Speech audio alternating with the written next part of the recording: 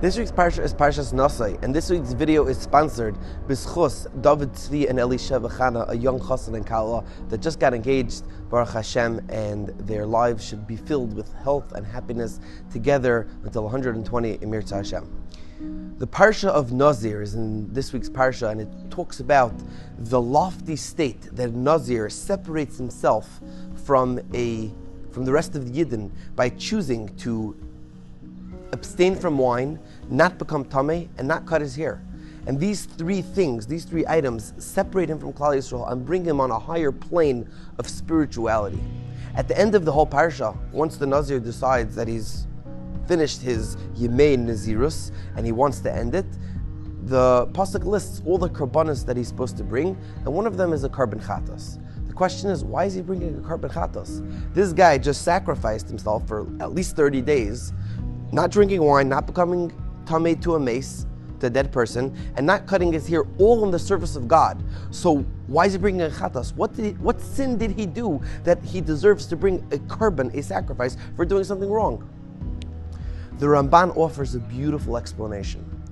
He says that this Jew just tasted holiness. For 30 days, at least, he tasted a level of spirituality that most Jews do not get to taste.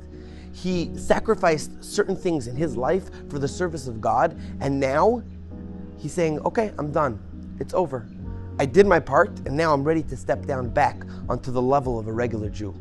For that, even though he tasted such loftiness and such high spirituality, and yet now he's giving that up, that itself is a sin to a certain extent that he has to bring a karban chatas for.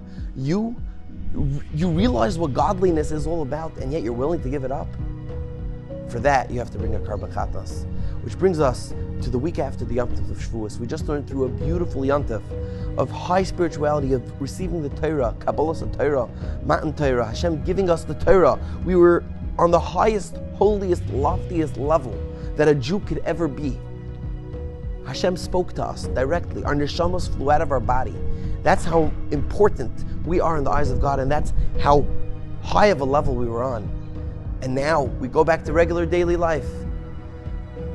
Although we are not on such a high spiritual level as back then, but at least the pain of having to go back to normal life should affect us to a certain degree that we shouldn't have to bring a chatas, that we should realize what we're missing, that we should try our whole lives to take the Yom Tov with us and bring us to the next level. Every Yom Tov that goes by, whether it's Pesach, Shavuos, Sukkot, Chanukah, whatever it is, we should try to take the nitzotzos that we gained and were inspired from on that Yom Tov and try to take it with us throughout the year. It's hard to do, but at least let the pain of not being able to hold on to it completely, let it hurt us a little bit, and let us take the Yom Tov with us, and we should be zocheh to see the coming of Mashiach Tzidkenu. Meher v'yameinu, amen. Have a beautiful Shabbos.